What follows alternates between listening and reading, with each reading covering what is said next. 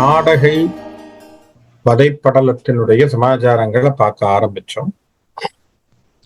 தாடகைனா யாரு, அவ எங்க, என்ன சமாச்சாரம் என்று விஸ்வாமித்திரரிடத்திலே ராமபிரான் கேட்டு அதற்கான விளக்கங்களை அவள் யார் என்ன ஏதுன்னு சொல்லிட்டு இருக்கும் பொழுதே அங்கே தாடகை வந்துடுறான்.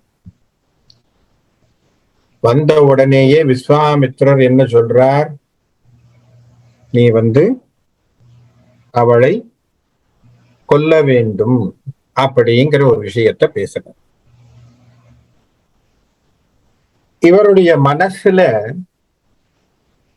பெண் என மனத்திடை நினைத்தான் பெருந்தகை என்று ஒரு வார்த்தையை போடுறான் கம்பன்.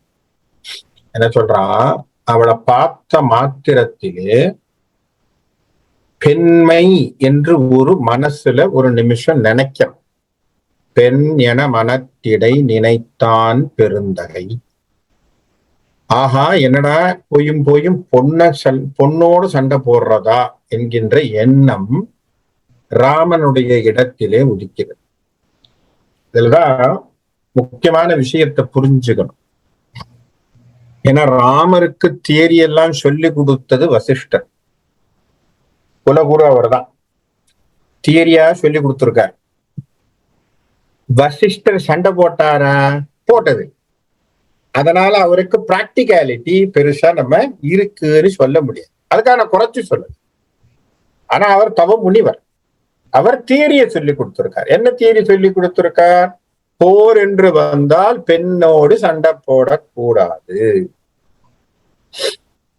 இப்போ தியரி இருக்கு, அப்ளிகேஷன் யாருக்கு தெரியும் அப்படின்னா, எவன் ஒருவன் வார் ஃப்ரண்ட்ல நின்னு சண்டை போட்டிருக்கானா அவனுக்கு தான் தெரியும்.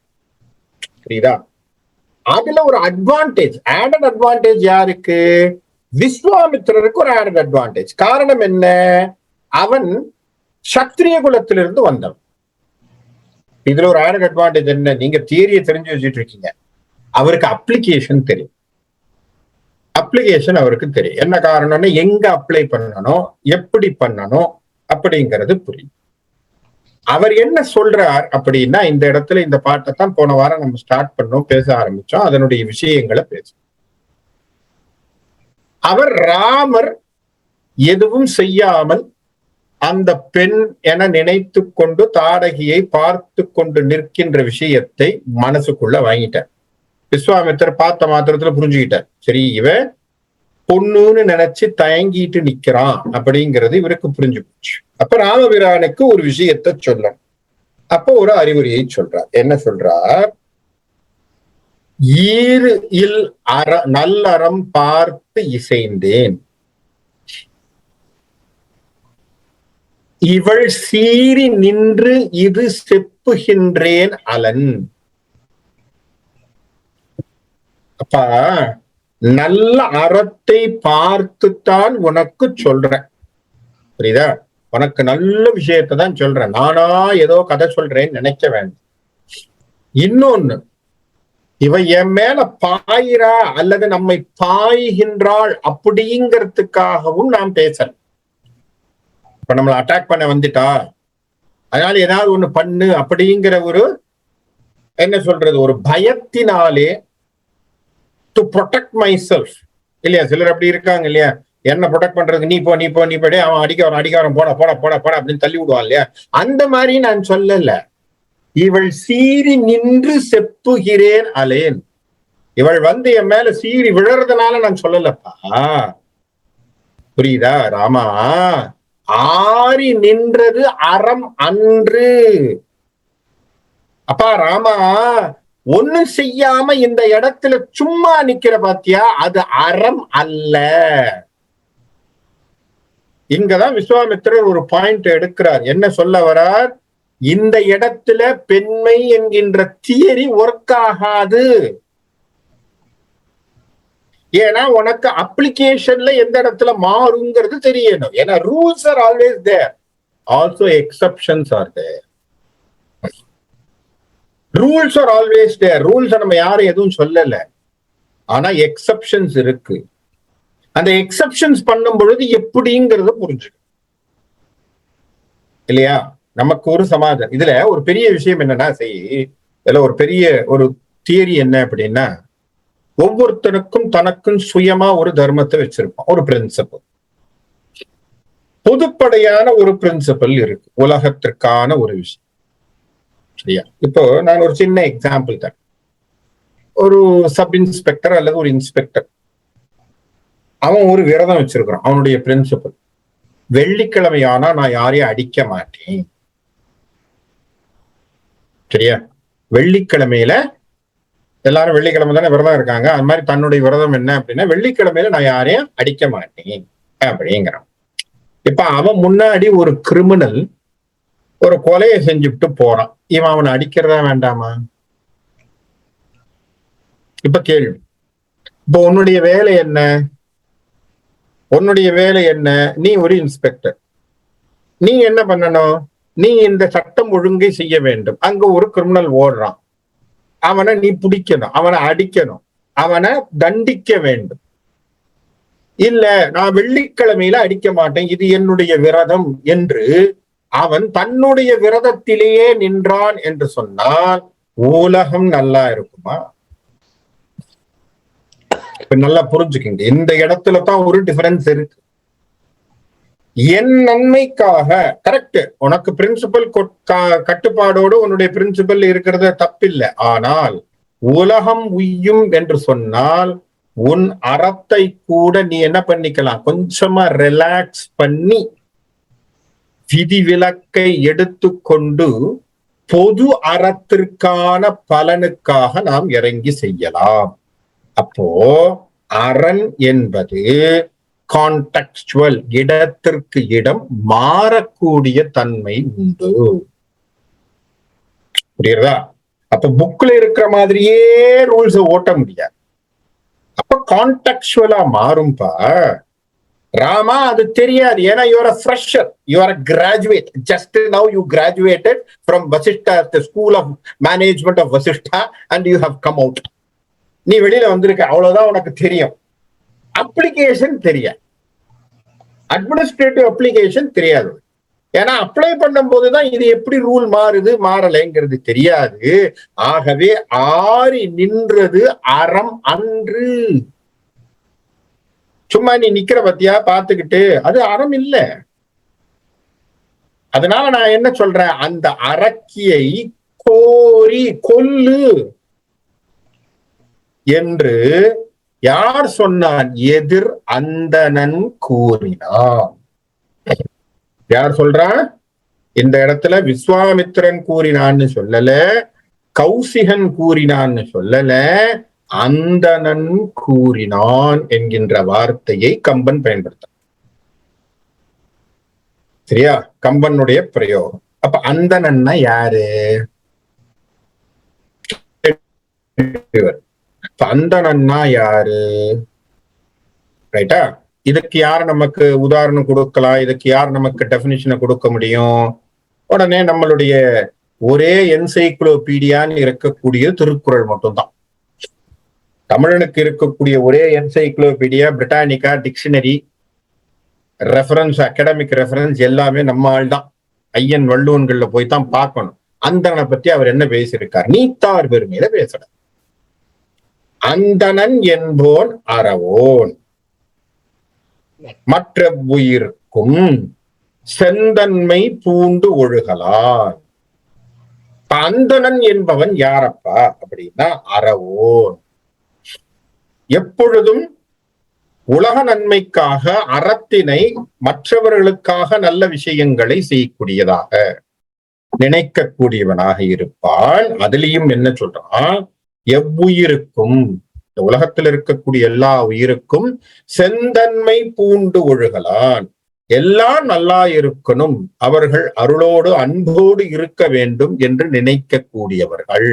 அப்போ அந்த அந்தணனுடைய மொழியானது தவறா இருக்குமா? இருக்கார். ஏன்னா விஸ்வாமித்திரர் தவசீலராக இருந்தவர் இல்லையா? தவத்தினாலே அந்தணன் அப்படிங்கிற பொசிஷனுக்கு வந்தவர். நல்லா ஞாபகம் வச்சுக்கணும். மகரிஷி அப்படிங்கிற பட்டத்தை, ராஜ ரிஷி என்கின்ற பட்டத்தை விஸ்வாமித்திரர் சாதாரணமா வாங்கிடல, தவத்தினாலும் தன்னுடைய பொறுமையினாலும் அந்த இடத்துக்கு அவர் ரீச் பண்ணியிருக்கார். அப்பேற்பட்டவர் சொல்லக்கூடிய மொழி. அவர் என்ன சொல்றார்? அறம் என்பது மாறும், இடத்துக்கு இடம் மாறும்பா ராமா, அதனால அந்த அரக்கியை கொல்லு, அதை கொல்லுவதிலே தவறில்லை அப்படின்னு இந்த அந்தணன் சொல்கின்றான். அப்ப நிறைமொழி மாந்தன் என்று சொல்லக்கூடிய இந்த அந்தணன் சொல்லக்கூடிய வாக்கு, வேதத்தை பயில்கின்ற அந்தணன். அப்போ விஸ்வாமித்திரர் சொன்ன உடனே அப்பவும் இவர் இறங்கி என்ன பண்ணலாங்கிறது யோசிக்கிறார். அப்போ அந்த இடத்திலே ராமன் ஒரு மொழியை சொல்கின்றான். கம்பன் அழகாக எடுத்திருக்கான். என்ன சொல்றான்? ஐயா, ஐயன் அங்கு அது கேட்டு அரண் அல்லவையும் எய்தினால் அது செய்க என்று ஏவினால் மெய்ய நின் உரை வேதம் எனக் கோடு செய்கை அன்றோ அறம் செய்யும் ஆறு என்றான். அப்படின்னா என்ன சார்? அந்த ராமனானவன் அந்த முனிவர் கூறியதை கேட்டு, ஐயன் அங்கு அதை கேட்டு, யாரு? விஸ்வாமித்திரர் கூறியதை கேட்டு, நீங்கள் அறம் இல்லாததை சொன்னாலும் அறம் அல்லவையும் எய்தினால், அறம் அற்றம் ஒன்றை சொன்னாலும் கூட, ஒரு கால் அப்படி சொல்லிட்டீங்கன்னா கூட, அது செய்க என்று ஏவினால், அதை செய் என்று நீங்கள் சொன்னால், மெய்ய அப்பா மெய்மை நெறி கொண்ட மேலாக இருக்கக்கூடிய விஸ்வாமித்திரனே, நின் உரை வேதம். எடுத்தான் பாருங்க லீடு. இதுதான் ராமனுடைய பிரின்சிபல். என்ன சொல்லிட்டான்? பெரியவங்க நீங்க என்ன சொல்றீங்களோ அதுதான் சார் எனக்கு வேதம் இந்த இடத்துல. ஏன் காரணம்? அப்பா சொல்லி கொடுத்திருக்காரு. டே, அவர் சொல்றதை கேளு. இங்கேயும் அப்பானுடைய சொல் தான் இது. முக்கியமா சொல்ல போனா தயரதன் என்ன சொல்லி கொடுத்தான்? அவர் என்ன சொல்றாரோ அதை கேட்டு செய். அப்ப பித்ருவாக்கிய பரிபாலனம் என்ன? அப்பா சொன்னதை மாத்தல, அப்பா தனக்கு கட்டளையிட்டு இருக்கார். விஸ்வாமித்திரர் என்ன சொல்றாரோ அதுபடி செய். இந்த இடத்துல என்ன சொல்றார்? அவனை கொல்லுன்னு சொல்லியாச்சு. இவர் ஒரு நிமிஷம் நிக்கிறார். ஏன்னா according to his studies it is not correct. இவர் நிக்கிறார். கேட்ட உடனே விஸ்வாமித்திரர் இந்த வார்த்தையை சொல்றார். பரவாயில்ல, அவள் சாகடி, அவள் பெண் அல்ல அப்படின்னு சொல்றதுக்கு 1008 பாட்டை முன்னாடி சொல்லிட்டார். அவ பெண்மையே இல்ல, அவ மோசமானவ, அவ அரக்கி, எத்தனையோ பேரை சாவடிச்சா, எத்தனை கதையும் சொல்லிவிட்டு கடைசியில அவர் என்ன சொன்னார்? கொன்னுடு, ஆறி நிற்காதே என்று சொன்ன பிறகு ராமன் ஒரு வார்த்தை என்ன எடுக்கிறான்? நின் உரை வேதம் என. நீங்க சொல்றது வேதம் சார், நீங்க சொல்றது வேதம், நீங்கள் இடுவது கட்டளை, நான் செய்கிறேன். அப்போ இதுதான் பெரியோர்களை மதித்தல் என்கின்ற ஒரு பெரிய விஷயம். காப்பிய நாயகன் ராமன் இத நமக்கு சொல்லித்தரான். இந்த பிஹேவியரை நமக்கு சொல்லித்தரான். என்ன? நம்மில் பெரியோர் இருந்தால் அவர்கள் சொல்லக்கூடிய மொழிகள் வேத மொழிகள், அத ஃபாலோ பண்ணணும். புரியுறதா? இதுதான் நம்முடைய மரபினுடைய ஒரு முக்கியமான ஒரு தொடர். காரணம் என்ன? சனாதன தர்மம்னு சொன்னாலே என்ன அர்த்தம்? நமக்கு முன்னோர்கள் சொன்னதை பின்பற்றி வருவதுதான் சனாதன தர்மம்.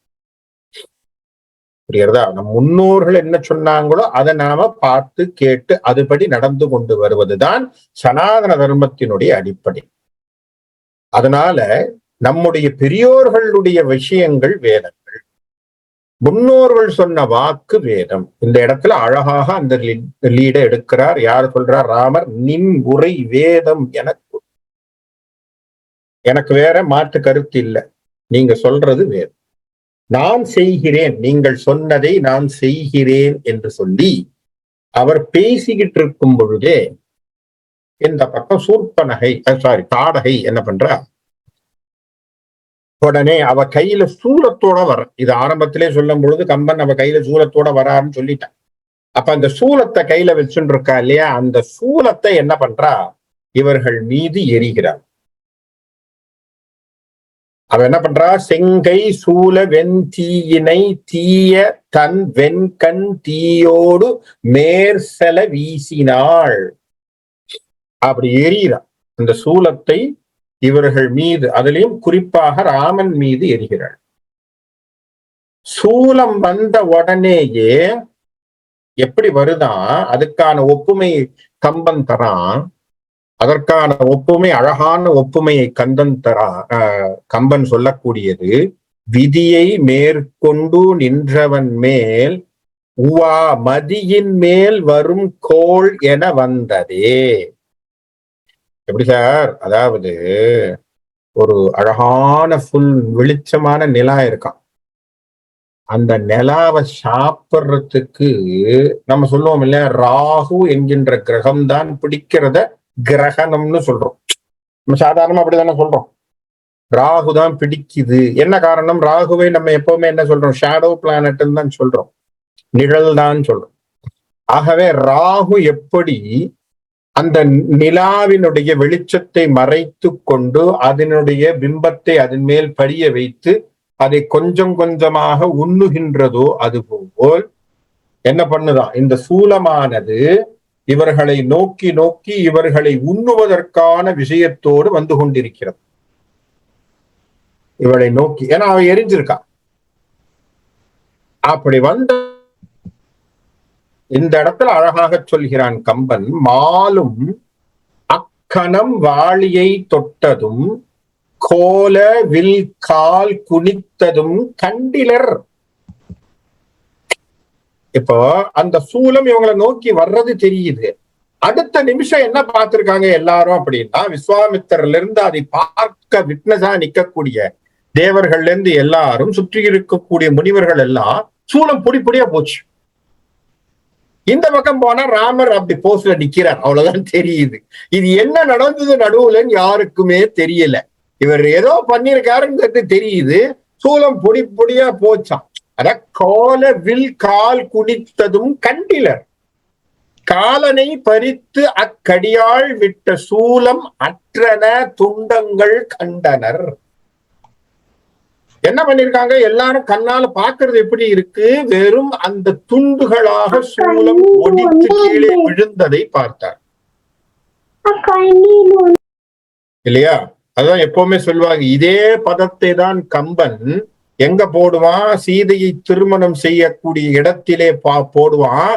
அந்த சிவதனுசு ஆகிய கொண்டு வில்லை கொண்டு வந்து வைக்கின்ற பொழுது எல்லா மக்களும் எல்லா மன்னர்களும் ராமன் போய் வில்லை எடுத்தது கண்டனன். அதுக்கப்புறம் என்ன நடந்ததுன்னு தெரியாது, ஈற்றது கேட்டனன். எப்படி பாருங்க, எடுத்தது கண்டனன், ஈற்றது கேட்டனன். சத்தம் மட்டும்தான் சார் கேட்டுச்சு, அது என்ன நடந்தது நட்ட நடுவுல என்ன நடந்ததுன்னு யாருக்குமே தெரியாது. என்ன அவன் கையால் எடுக்க பார்த்தாங்க, அதுக்கப்புறம் அவன் என்ன பண்ணான், அந்த டிரான்சாக்சன் என்ன நடந்தது யாருக்கும் தெரியாது. இற்றது கேட்டன, டபடபான் உடஞ்சதுதான் தெரிஞ்சு எல்லாரும் அப்படி திரும்பி பார்த்திருக்காங்க, என்னையோ பண்ணிருக்காம்பான். அதே போல அந்த சூலமானது இவர்களை நோக்கி வந்தது தெரிந்தது, அது துண்டு துண்டா உடஞ்சு போனது தெரிந்தது. திரும்பி பார்க்கின்ற பொழுது ராமன் கையிலே அம்பை பிடித்திருந்த ஒரு போஸ்ட் நிக்குது, அவ்வளவுதான். நீ என்ன பண்ணிருக்கான், டிரான்சாக்ட் பண்ணான்னு தெரியல இல்லையா. அப்போ இது கூட என்ன சொல்றார், விஸ்வாமித்திரர் பார்க்கிறார், அப்பவும் பார்க்கிறார் என்ன பண்றான் அப்படிங்கிற. இப்பவும் பாருங்க, ராமன் தான் எந்த கனிகளையும் தொடுக்கவில்லை, அவளை கொல்லணும்னு நினைக்கல.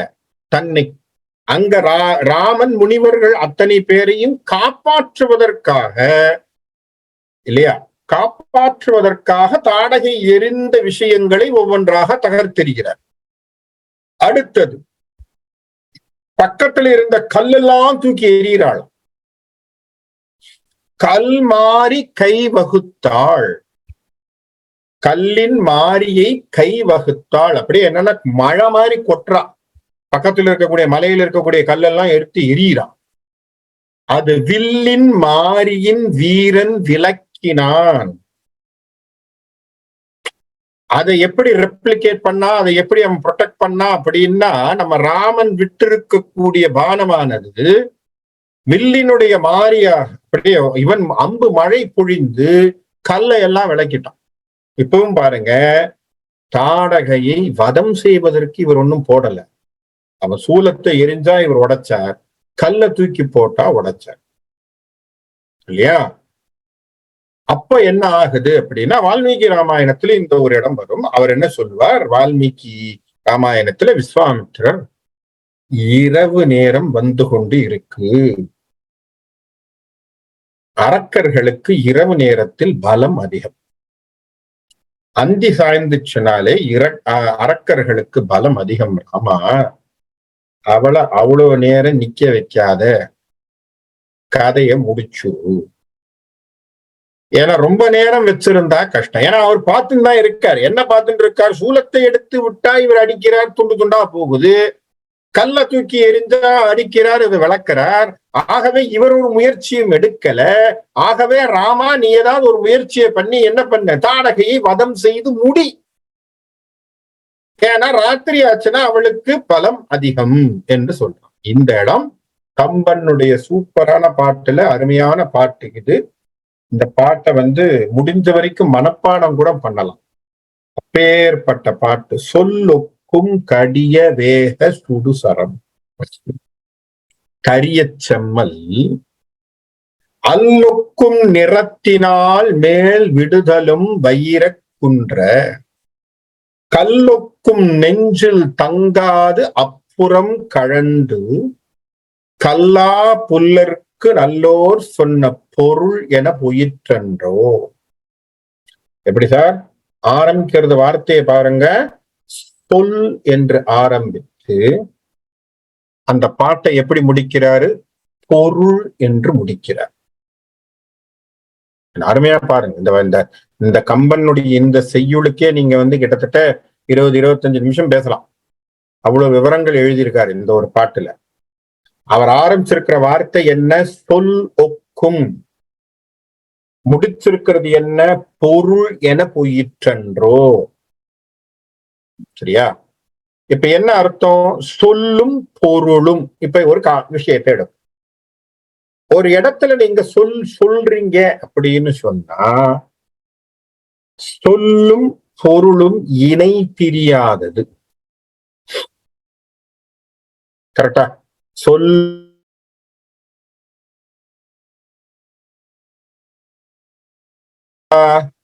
யார் நமக்கு சொல்லி கொடுத்தா அப்படின்னா, 5ஆம் நூற்றாண்டை சார்ந்த காளிதாசர் தன்னுடைய தியான ஸ்லோகத்துல எழுதுற ரகுவம்சத்தை.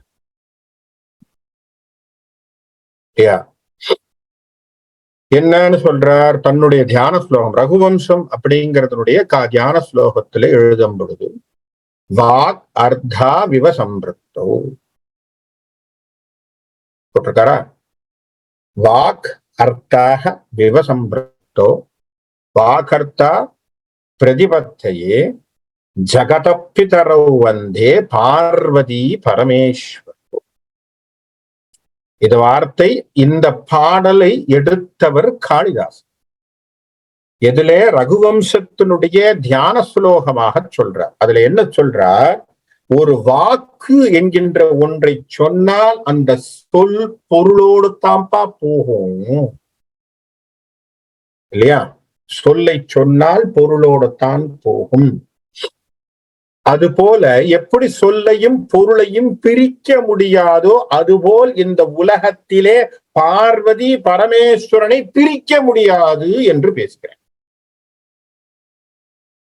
எப்படி கொடுத்தார் பாருங்க. எழுதினது ரகுவம்சம் என்று அவருடைய காப்பியம். கொடுத்திருக்கக்கூடிய தியான ஸ்லோகம் சிவபெருமானியும் பார்வதியும் பற்றி, சொல்லும் பொருளும். இதே வார்த்தையை அபிராமி பட்டரும் எழுதியிருக்கார். அபிராமி அந்தாதிலும் ஒரு பாட்டு உண்டு, சொல்லும் பொருளும் என நடமாடும் துணைவரோடு எழுதியிருக்கார் அபிராம பட்டர். ஆனா அபிராம பட்டர் பின்னாடி வந்தது. ஏன் காளிதாசனை லீடா சொல்றேன்னா, அவர் தான் 5ஆம் நூற்றாண்டை சார்ந்தவர். கம்பன் 11ஆம் நூற்றாண்டை சார்ந்தவர். டிஃபரன்ஸ் இருக்கு. 5th செஞ்சுரியில எழுதியிருக்கார் பாட்ட காளிதாஸ். அப்போ 5th செஞ்சுரியில் எழுதியிருக்கக்கூடிய பாட்டினுடைய தாகம், ஏன்னா கம்பன் பல ராமாயணத்தை படிச்சுதான் எழுதுறான். அப்ப இந்த பாட்டினுடைய தாக்கம் உள்ள இருக்கும். அந்த பாட்டினுடைய தாக்கத்தினுடைய அந்த பொருளை எங்கேயாவது யூஸ் பண்ணணும்னு நினைச்சான் கம்பன். இந்த இடத்துல யூஸ் பண்ணா. எப்படி யூஸ் பண்ணா அப்படின்னா, சொல்லுக்கும் கடியவே சொல்லாக புறப்பட்ட ஒரு சரமானது, ஒரு அம்பு ஆனது, எப்பேற்பட்ட ஒப்புமைகள் எல்லாம் கொடுக்கறான் பாருங்க. என்னென்ன கம்பாரிசன் கொடுக்கறான் பாருங்க. சொல்லுக்கும் கடிய சரம், சுடுசரம், வேகம் எல்லாத்தையும் சேர்த்திருக்காங்க. சரியா? இத்தனை விஷயங்களை அடைமொழியாக கொடுக்கிறான் அந்த ஒரு சரத்துக்கு. எது? ஒரு சாதாரண ஆரோ. அந்த ஆரோவுக்கு என்ன சொல்றான்? சொல்லாக புறப்பட்ட ஆரோ, சொல்லாக புறப்பட்ட ஒரு சரம், அம்பு. கடிய சரம், சரியா? அழகா கூர்மையான ஒரு சரம். வேகமானது, வேகசரம். சுடுசரம், சுடுகின்ற சரம். இத்தனை அடைமொழிகளை கம்பன் போடுறான் இந்த இடத்துல. போட்டு அப்பனா அப்படியான ஒரு சிறப்பு மிக்க ஒரு அம்பு. சொல்லொக்க கடிய வேக சுடுசரம் போகுது சார். எங்கேருந்து போகுது? கரியச்செம்மல். விட்டார். யாரு விட்டவன்? ராமன். விட்டாச்சு. அந்த பானம் என்ன ஆக்குது? அல்லுக்கும் நிறத்தினாள், இல்லையா? அல்லுக்கும் நிறத்தினாள் அப்படின்னா என்ன? இருட்டு மாதிரி இருக்கக்கூடிய கலரை உடையவள். அப்படின்னா அவளே கருப்பா இருக்கா. இங்க விட்டவரும் கரிய செம்மல். நல்லா பாருங்க, போட்டதும் 2. இங்க விட்டதும் கரிய செம்மல், அங்க வாங்கக்கூடிய ஆளும் இருட்டு போல் இருக்கக்கூடியவள், இருளென நினைக்கின்றவள், இருள் போன்ற நிறத்தை உடையவள். அல்லுக்கும் நிறத்தினால் மேல் விடுதலும். அப்படி விட்ட உடனே வைர குன்ற, அவள் வைரம் வாய்ந்த நெஞ்சை உடையவளாக இருக்கக்கூடியவளுடைய கல் ஒக்கும் நெஞ்சில் தங்காது. அந்த கல்லை போன்று, வைரக்கல்லை போன்று உறுதியான, அயன் ஹார்ட்டட் அப்படின்னு சொல்லக்கூடிய இல்லையா, அந்த மாதிரி இருக்கக்கூடியவளுடைய ஒரு மனசிலே தங்காமல் எப்படி போச்சான்? அப்புறம் கழன்று, அப்படி உள்ள பூந்து முதுகு வழியா வெளியில போகுது. அப்புறம் கழன்று எப்படி போச்சான்? கல்லா புல்லருக்கு, கல்லா புல்லருக்கு நல்லோர் சொன்ன பொருள் என போயிற்றன்றோ. சார் விடிய விடிய விடிய விடிய ஒருத்தன் உட்கார வச்சு நல்லதாவே சொல்லி கொடுத்து, நல்ல நாளைக்குல இருந்து இதெல்லாம் பண்ணாதா, தப்பு. உடனேயே சிகரெட்டை வாயில வச்சுக்கிட்டு குடிக்கிறதுக்கு போனான். அவனை நம்ம என்ன சொல்லலாம்? கல்லா புல்லருக்கு நல்லோர் சொன்ன பொருள் என போயிற்று. சார், நல்லவங்க சொல்லக்கூடிய சொல்லானது ஒருவனுடைய மனதிலும் தங்குவது இல்லை. இது கம்பன் எடுத்திருக்கக்கூடிய ஒரு முக்கியமான லீடு. இது என்ன காரணம்? நல்லவங்க சொல்லக்கூடிய சொற்களை ஒருவனும் மனதிற்குள் வாங்குவது இல்லை, இல்லையா? அது எப்படி இருக்கு? தாடகையின் மீது ராமன் விட்ட அம்பினை போல் உள்ள புகுந்து வெளியில போயிடுது. எந்த இம்பாக்டும் இல்லை, அவ்வளவுதான். இங்க தாடகை உயிர் மாய்ந்தாள், அவ்வளவுதான். அது தவிர வேற ஒன்றும் நடக்கல. ஆனா அவக்குள்ள ஒரு இம்ப்ரெஷனும் இல்லை. காரணம், அந்த சொல்லுக்கு என்ன பொருளோ அவளுக்கு ஒன்றும் புரியாதது போல். நல்லா புரிஞ்சுங்க. இது ஒரு முக்கியமான ஒரு இடம். இது ஒரு முக்கியமான ஒரு இடம். ஏன்?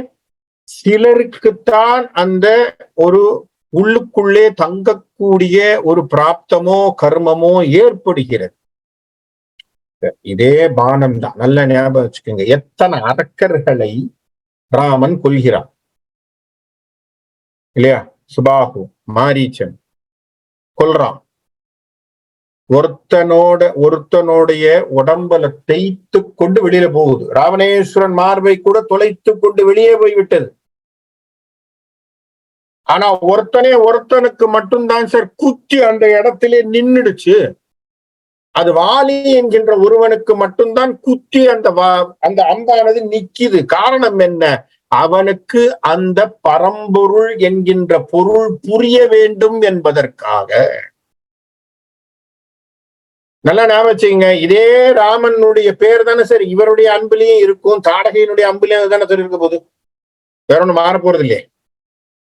சுபாகு, வாலி, இது மாரீச்சன், அத்தனை பேருடைய இதுலயும் அதுதானே சார் இருக்க போகுது. எதுலையும் மாற போறது இல்லையே. அந்த பேரானது அதிலேயே தான் இருக்க போகுது. பேர் பதிக்கப்பட்டதுதானே. அந்த பேர் பதிக்கப்பட்டவன் எவனாவது பார்த்தானா? பார்க்கல. ஏன் வாலி பார்த்தான்? அதுதான் வாலிக்கு கிடைத்திருக்கக்கூடிய மோட்சம். புரியுறதா? இதுதான் எங்க பிளஸ் பாயிண்ட். இதுலதான் நம்ம புரிஞ்சுக்கணும். இந்த இடத்துல என்ன அர்த்தம்? ராமனுடைய நாமம் தாடகை மனதிலே பதியவில்லை. சிம்பிள். நம்ம எல்லாம் ஏதோ மெக்கானிக்கலா சொல்றோம் இல்லையா? சில சமயம் நாமளும் அப்படித்தான் ராமா ராமான்னு சொல்லிட்டேன். ராமா ராமா எதுக்கு சொல்றோம் நமக்கும் தெரியாது. மனசுலயே பதியாம அது உள்ள போது வெளியில வருதுங்கிறது மெக்கானிக்கலா சொல்லிட்டு இருக்கோமே தவிர ராமநாம ஜபம் எதுக்கு பண்றோங்கிறது உள்ளுக்குள்ள வாங்கி பண்றோமா தெரியாது. அப்ப நமக்கு கூட என்ன அர்த்தம்? சொல்லொக்க கடிய வேக சுறுசரம் தான். கல்லா புல்லருக்கு நல்லோர் சொன்ன பொருள் என போயிற்று இல்லையா? அப்ப நமக்குள்ளேயும் தங்கணும். எந்த நாமம் தங்கி நம்மை நாமியாக மாற்றுகிறதோ அதுதான் நாமத்தினுடைய லாபம். நாமம் என்ன பண்ணணும்? நமக்குள்ள போய் நம்மை புரட்டி போட்டு நம்மை அந்த ரூபத்திற்கோ அந்த குணத்திற்கோ இட்டு செல்ல வேண்டும். அப்பதான் அந்த நாமத்தினுடைய சமாச்சாரம் நமக்கு ஒரு உள்ளுக்குள்ள இம்பாக்ட கிரியேட் பண்ணுதுன்னு தெரியும்.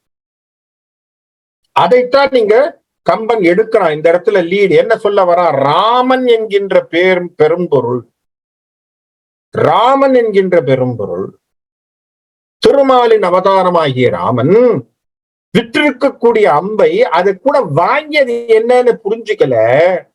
அவ மனசுக்குள்ள எங்கேயும் தங்கல. அது உள்ள பூந்து வெளியில போயிடுச்சு. அவ்வளவுதான். அவளுடைய குணமானது அரக்க குணத்திலேயே இருந்தது. இதைத்தான் அழகாக சொல்கிறார். சொல்லொக்க கடிய வேக சுடுசரம் கரிய செம்மல் அல்லொக்கும் நிறத்தினாள் மேல் விடுதலும் வைரக்குன்ற கல்லொக்கும் நெஞ்சில் தங்காது அப்புறம் கழன்று கல்லா புல்லருக்கு நல்லோர் சொன்ன பொருள் என புகிற்றென்றோ. அவனை தாண்டி அது போயாச்சு. போன உடனே என்ன ஆகுது? அவளுடைய உடம்பிலிருந்து குபு குபு குபு என்று ரத்தம் பெருகி ஆறாக ஓடுகிறது.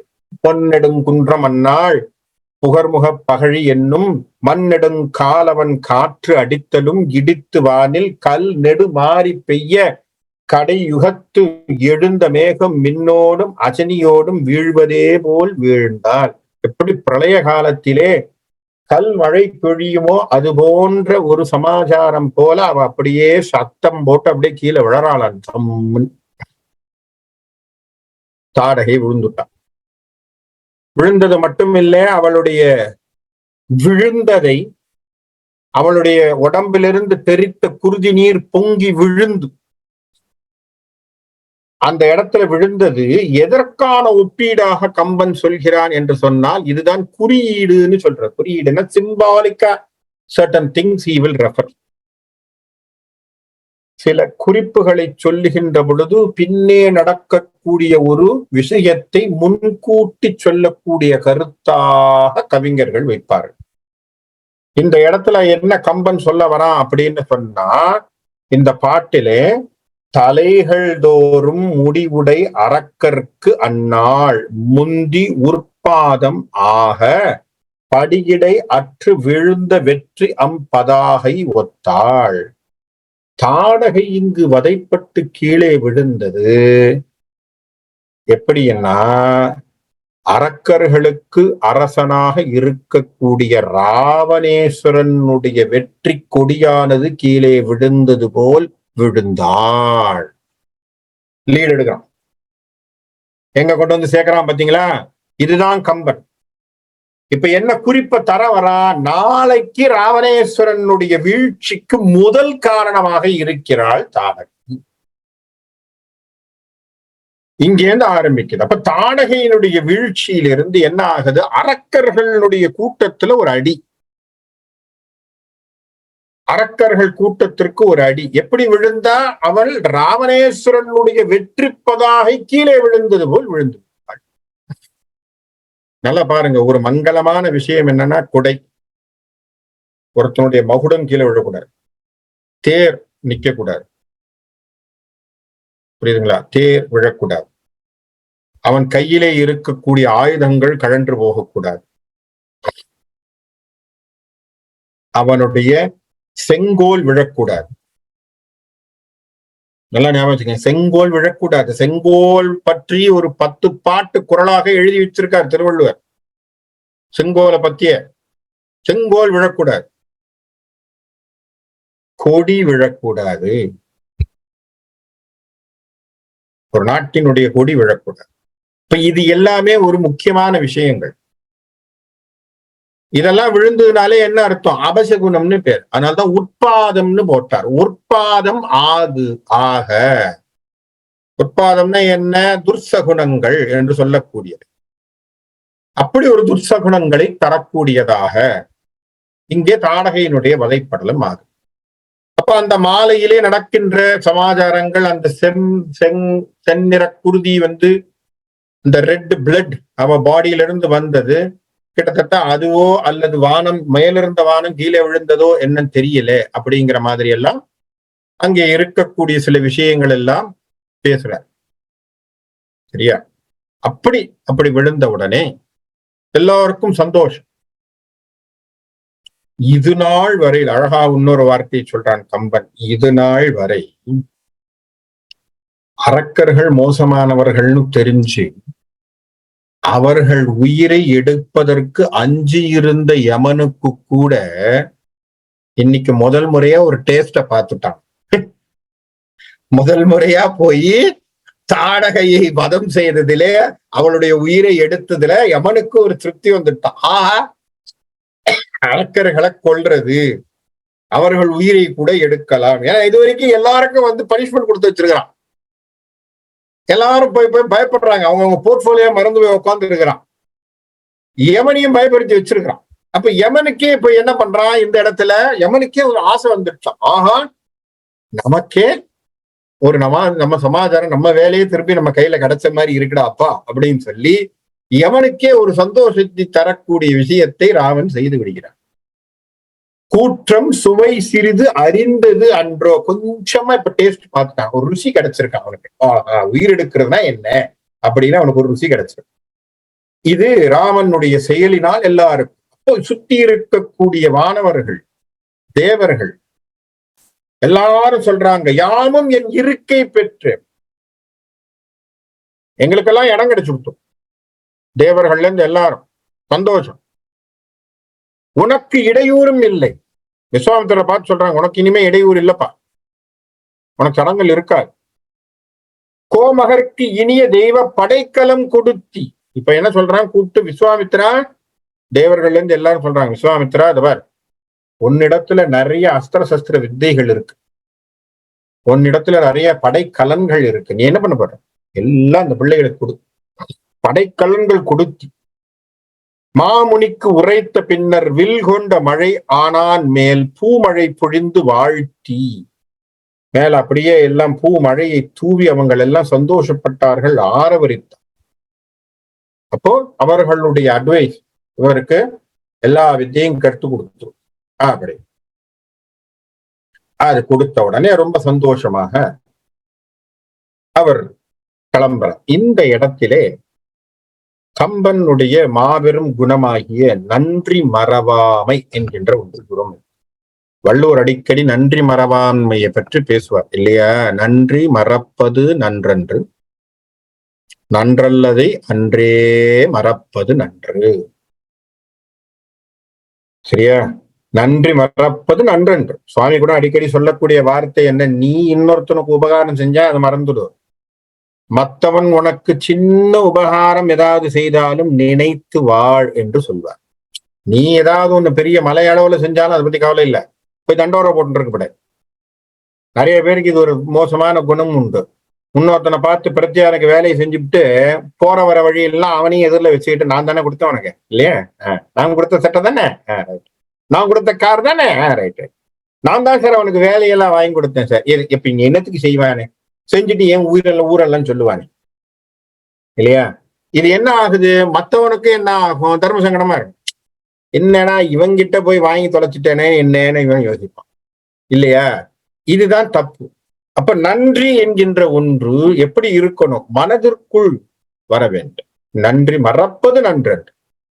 அந்த விஷயத்தை கம்பன் ஒரு முன்னோடியாக இருந்து சொல்லக்கூடிய பாட்டு. கம்பராமாயணத்துல நிறைய இடங்களிலே அவனுடைய நன்றி மறவாமை தெரியும். நன்றி மறவாமை எதுக்காக வந்தது அப்படின்னு சொன்னா, கம்பனுடைய காலத்துல கம்பன் வந்த உடனெல்லாம் அவனால ஜெயிக்க முடியும். சரியா? அவனுக்கும் அவனுடைய வாழ்க்கையை நடத்துவதற்கு he also need a sponsor தேவைப்பட்டது. அவனை யாராவது ஆதரிக்க வேண்டுமாக இருந்தது. என்ன காரணம்னா, இவங்கெல்லாம் கவிஞர்கள், இவங்கெல்லாம் வேற வேலை செய்ய தெரியாது. இவங்களுக்கு உழவு தொழிலோ இதை பண்ண அதை பண்ணுன்னா இவங்க என்ன பண்ணுவாங்க? இவங்களுக்கு எந்த வேலையும் தெரியாது. இவங்க எழுதுவாங்க, எழுததான் தெரியும். எப்படி பாரதியார் அப்படிதான் சொன்னான். என்ன சார் தெரியும்? எனக்கு பாட்டு எழுத தெரியும். இமைப்பொழுதும் சோராது இருத்தல் தெரியும்னா இப்படிதான் சொல்லுவோம். இமைப்பொழுதும் சோராது இருத்தல் தெரியும், எமது தொழில் பாட்டி செய்ப்பது, இமைப்பொழுதும் சோராது இருப்பது அப்படின்வான் பாரதி. பாரதியினுடைய ஒரு வரிகள் என்னன்னா, கப்பலோட்டிய தமிழன் ஒரு படத்துல காட்டுவோம். அதெல்லாம் இவர் அந்த சுப்பையா அப்படிங்கிற ஒருத்தர் தான், எஸ் வி சுப்பையாங்கிற ஒரு பேசுவார். அவர் கிட்டத்தட்ட பாரதியார் மாதிரியே இருப்பார். அந்த படம் முழுக்க அவர் பாரதி மாதிரியே இருப்பார். அவர் பாக்குறதுக்கே அவர் சொல்லுவார், அவருடைய கேள்வி இதுதான் கேட்பாங்க, உமது தொழில் எமது தொழில் கவிதை எழுதுவது, இவைப்பொழுதும் சோராது இருப்பது. அந்த அந்த வீரத்தோடு சொல்லக்கூடிய விஷயங்கள். என்ன காரணம் அப்படின்னா, இவங்களுக்கு அவ்வளவுதான் தெரியும். கம்பனுக்கும் அது போலத்தான். கம்பனுக்கும் தன்னுடைய பாட்டு எழுதுவது, பாட்டினுடைய திறமை, ஏன்னா இவங்களுடைய புத்திய அறிவு சம்பந்தப்பட்ட விஷயம். இவங்களை போய் வேலை செய்யன்னு சொன்னா கஷ்டம். அப்ப they need a sponsor to live their life. இவங்க வாழ்க்கையில அன்றாட விஷயங்களை பார்த்துக் கொள்வதற்கு, பைனான்சியல் நீட்ஸும் அவங்களுடைய ஃபேமிலியை பார்த்துக்கிறதுக்கு யாராவது ஒருத்தர் தேவைப்படுகிறார்கள். அப்படி ஒரு வள்ளல் ஒருவன் சோழ நாட்டிலே இருந்து கம்பனுக்கு ஆதரவு தந்து ஆதரித்த ஒருவன் பேர் சடையப்ப வள்ளல்னு பேர். சரியா? அத கம்பன் மறக்கவே இல்லை. தன்னுடைய ஒவ்வொரு பாட்டிலையும் கிட்டத்தட்ட அதான் சொல்லுவாங்க, 1000 பாட்டுக்கு ஒரு தடவையோ என்னமோ கிட்டத்தட்ட சகஸ்திரநாமம் மாதிரி எழுதியிருக்கான். அவருடைய பேர் வரும். அந்த மாதிரியான ஒரு பாட்டு இந்த பாட்டு. என்ன சொல்றேன்? விண்ணவர் போய பின்றை விரிந்த பூமழையினால் தன்னெனும் காணம் நீங்கி தாங்க அருதவத்தின் மிக்கோன். இந்த இடத்துல எடுக்கிறான் பாருங்க. மன்னவர் வறுமை நோய்க்கு மருந்தன சடையன் வெண்ணை அன்னது தம் சொல்லே அன்ன படைக்களம் அருளினானே. இந்த இடத்துல சடையப்ப வள்ளலை பத்தி பேச வேண்டிய அவசியம் இல்லை. நல்ல ஞாபகம்.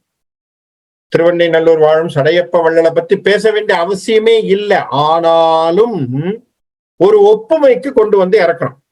எப்படி இறக்குறான்?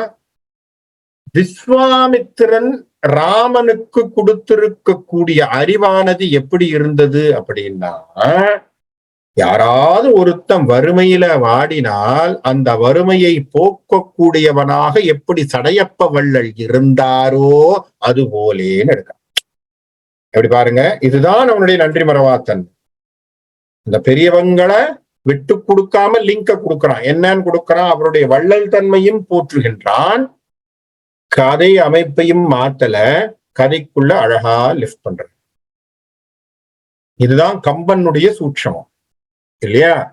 என்ன சொல்றான்? அங்க இருக்கக்கூடிய அந்த விஸ்வாமித்திரன் அவருக்கு கொடுத்திருக்கக்கூடிய படைக்கலன்கள் எல்லாம் எப்படி இருக்கான்? மன்னர் வறுமை நோய்க்கு மருந்தென சடையன் வெண்ணை. எப்படி சார்? உங்களுக்கு ஒரு நோய் என்று சொன்னால் வறுமைக்கு நோயின்னு பேர் வச்சான். கம்பனுடைய வார்த்தை பாருங்க, வறுமையை நோய் என்று வைத்திருக்கிறான். சரியா? வறுமை என்பது ஒரு நோய், தீராத வியாதி, ஒரு டிசீஸ். அந்த நோய்க்கு ஒரு மருந்து. என்ன மருந்து? வறுமை என்கின்ற நோய்க்கு மருந்து சடையப்ப வள்ளி. அதுபோல படைக்கலத்தை, அவனுக்கு வேண்டிய படைக்கலத்தை, அஸ்திர சஸ்திரங்களை விஸ்வாமித்திரர் எடுத்து ராமனுக்கு கொடுத்தது எப்படி? இப்படி என்று சொல்ற. அப்ப இது ஒரு குறிப்பாக அவன் எடுத்து கொடுத்திருக்கக்கூடிய ஒரு விஷயம், ஒரு அருமையான ஒரு நோக்கோடு வரக்கூடிய விஷயம். அப்படி அவன் எடுத்து கூறியதும், அரிய அறிவன் கூறி அளித்தலும் அன்னதம்பால் ஊரிய உவகையோடு உம்பர்தம் படைகள் எல்லாம் தேறிய மனத்தான் செய்த நல்வினை பயன்கள் எல்லாம் மாறிய பிறப்பில் தேடி வருவன போல் வந்தன்றோ. அவருடைய துயரை தீர்க்கக்கூடிய முனிவனுடைய மந்திரங்கள், அவன் எல்லா மந்திரத்தையும் சொல்லி கொடுத்துட்டான். யாரு? விஸ்வாமித்திரன். அஸ்திர சஸ்திரத்துக்கு உரிய மந்திரங்கள் இருக்கு. அதனால்தான் அஸ்திர தேவதைகள்னு உண்டு. ஒவ்வொரு அஸ்திரத்துக்கும் ஒரு தேவதை உண்டு. வருணாஸ்திரம், அக்னியாஸ்திரம் அப்படின்னா அதுக்கு ஒரு தேவதைகள் உண்டு. அந்த தேவதைகளையும் சொல்றான். சொல்லி அதையும் கொடுத்திருக்கான். அதனுடைய தெய்வத்தன்மையும் கொடுக்கிறான். அப்படி சொன்னது செஞ்சது எல்லாம் எப்படி இருக்கான்? தெளிந்த மனம் உடையவர்கள், அவர்கள் முன்பு செய்த நல்ல வினையினால் நல்ல விஷயங்கள் இப்பிறப்பிலே வருவது போல் ராமனை தேடி இத்தனை விஷயமும் வந்தது.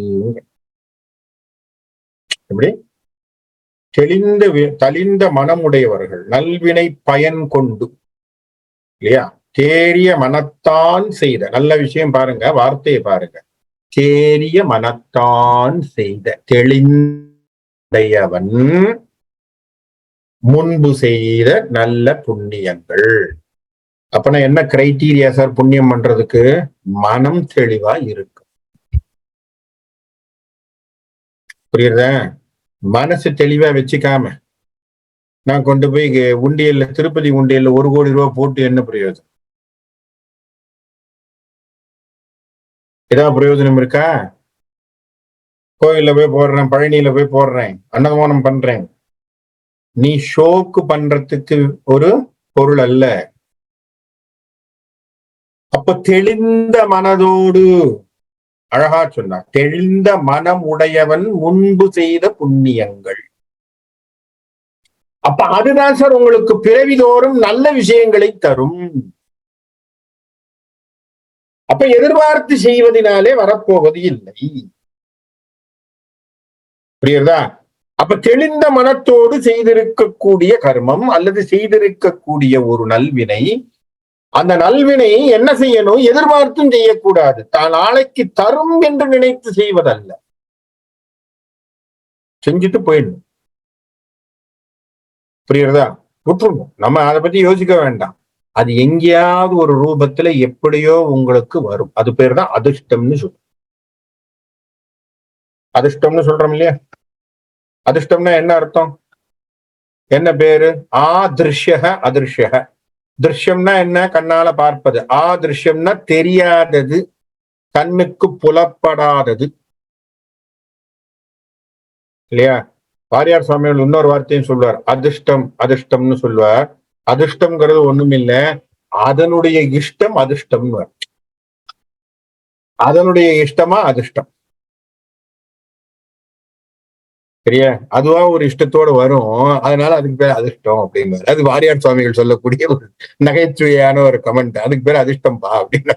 அது போல நம் கண் முடியாத ஒன்று நாம் எப்போ செஞ்சோம் நமக்கே தெரியாது, எதிர்பார்க்காமல் யாருக்கோ ஒரு இடத்துல பண்ணது இப்ப என்ன ஆகுது? இப்ப வந்து நிக்குது.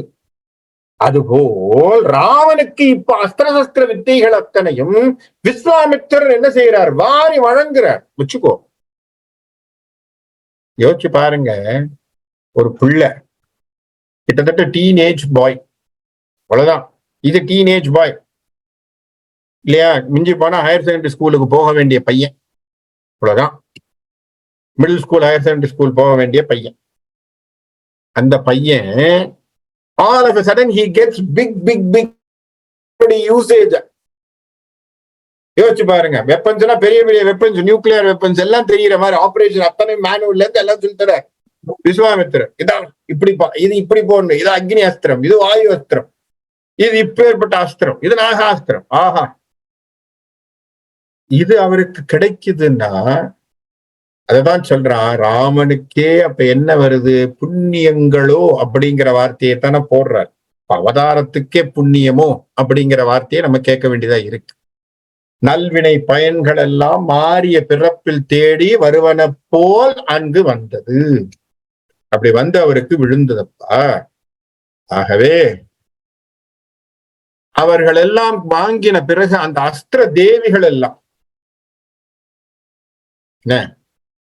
அவரை வந்து எல்லாம் அந்த அஸ்திர சஸ்திரங்கள், வித்தைகள், மந்திரங்கள் எல்லாம் சொல்லி கொடுத்துட்டார். கொடுத்த பிறகு அந்த அஸ்திர தேவதைகள் எல்லாம் எழுந்து வந்துடுச்சான் வெளியில. ராமனை பார்த்து சொல்றதா, மேவினம் பிரிதல் அற்றோம், இனிமே நான் உன்னை விட்டு போக மாட்டேன். எப்படி நிக்குது பாருங்க, இனிமே நான் உங்களை ஒண்ணு போக மாட்டேன். இப்ப பாருங்க எப்படியான கதை சூழல் உருவாயிட்டு வருது பாத்தீங்களா? நல்லா பாருங்க. விஸ்வாமித்திரரின் பொருட்டுத்தான் உங்களுக்கு காப்பிய நகர்வு ஏற்படுது. நல்லா ஞாபகம் வச்சுக்கோங்க. ராமனுடைய குறிக்கோள் என்ன? ராவணேஸ்வர வதம். இந்த ராவணேஸ்வர வதத்துக்கு தயாராகணும், தயாராயிட்டே வரணும். என்ன தயாராகணும்? தாடகையினுடைய வதத்திலிருந்து ஆரம்பம். கன்னிப்போர், முதல் போர் போட்டான். அரக்க குலத்தினுடைய முதல் அடி கொடுத்தாச்சு அவன். யாரு? அதுவும் தாடகை என்பவள் ராவணேஸ்வரனுடைய பாட்டிய அடிச்சுட்டான். முதல் அடி அங்கேயே வச்சுட்டான் கையப்போ. வெற்றிய பிறகு அவனுக்கு வந்து அஸ்திர சஸ்திரங்கள் விழுது. அந்த அஸ்திர சஸ்திரங்களுடைய தேவதைகள் சொல்றாங்க, உன்னை விட்டு பிரிய மாட்டோம்பா, தாங்கள் பிரிதல் அற்றோம் வீர, நின் விதியின் எம்மை ஏவின செய்து நிற்றோம். நீ என்ன எண்ணிக்கை எங்களை ஏவறியோ அது போல நாங்க செய்யறோம். சரியா? சொல்லிட்டு இங்க ஒரு ஒப்புமை அவர்கள் கொடுக்கிறார்கள். அழகா ஒரு ஒப்புமை. இந்த இடத்திலையும் கம்பன் குறிப்பாக சொல்கிறான், ராமனோடு யார் இருக்க போறாங்கிறதையும் நமக்கு சொல்றான். அது ராமனுக்கும் குறிப்பாக சொல்வதை போல், இளையவன் போல.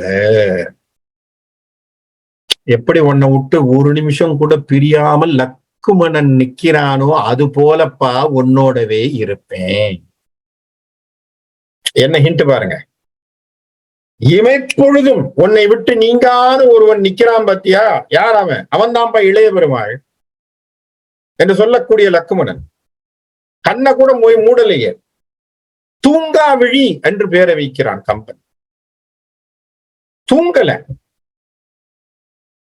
திடீர்னு ராத்திரில எழுந்து உட்கார்ந்து அழுவான. காட்டுக்கு போன பிறகு, ஐயோ எங்க அண்ணன் எப்படி இருந்திருக்கணும், எங்க அண்ணி எப்படி இருந்திருக்கணும், அவ காட்டுல வந்து இவ்வளவு கஷ்டப்படுறாளேன்னு ஒவ்வொரு அழுவான. ராத்திரி எழுந்து உட்கார்ந்து ராமன் அவனை சமாதானம் செய்வான்.